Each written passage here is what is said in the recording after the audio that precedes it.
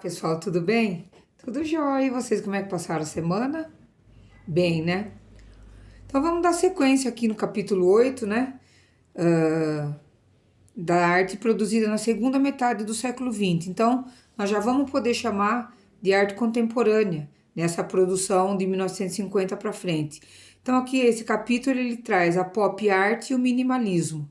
Então, ali nos anos 60, alguns artistas dos Estados Unidos e da Europa, eles se aproveitaram de ideias e conceitos desenvolvidos pelas vanguardas europeias e passaram a desenvolver um novo estilo de arte, né?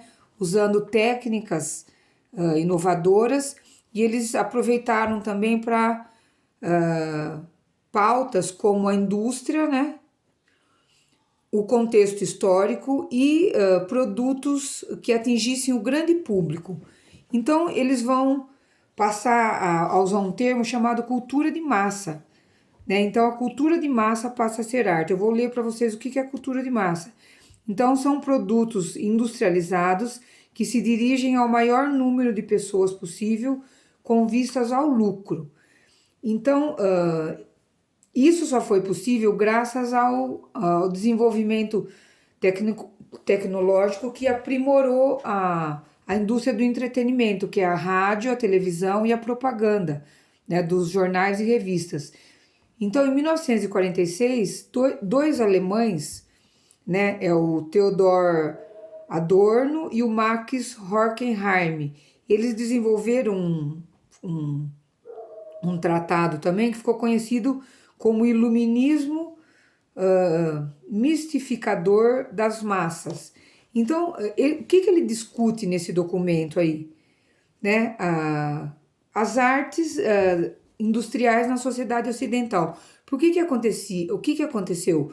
Eles começaram a desenvolver um tipo de arte que, por exemplo, a indústria cultural, que é a indústria que produz as artes, elas não estava desvalorizando o trabalho do artista e desvalorizando a mensagem também do que estava contida na obra de arte. Então, os artistas eles estavam fazendo um tipo de obra que só estava visando lucro, né? E eles quiseram dar um basta nisso como?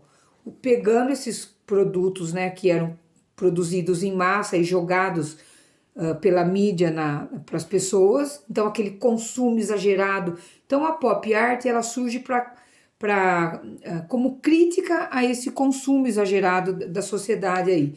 Então, por exemplo, eles usaram esses produtos de grande consumo, como a Coca-Cola, por exemplo. Então é comum você ver uma garrafa de Coca-Cola como uma obra de arte, né? Uma pintura lá, usando aquelas técnicas que eles desenvolveram, que era, por exemplo, você usar a cor saturada, pura, forma simples.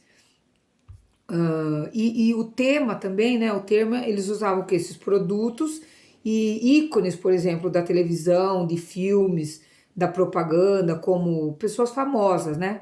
Bandeira dos Estados Unidos, porque a pop art ela vai surgir na Inglaterra, mas é nos Estados Unidos que ela ganha força. E a gente vai ver que os dadaístas lá atrás, eles já tinham falado nisso, né?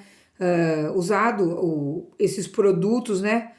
Feitos em larga escala e usar esses produtos, valorizar, dar um valor para esses produtos como se eles fossem obras de arte. E criticar também a arte com esse valor de mercado aí, né? Produzir arte para venda. Então, isso aí compromete muito a produção artística.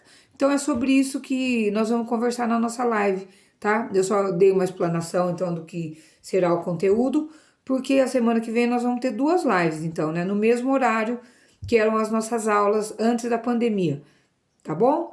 Então, dessa maneira, já vou me despedindo. Desejo um ótimo fim de semana para vocês. Beijo grande. Tchau, tchau.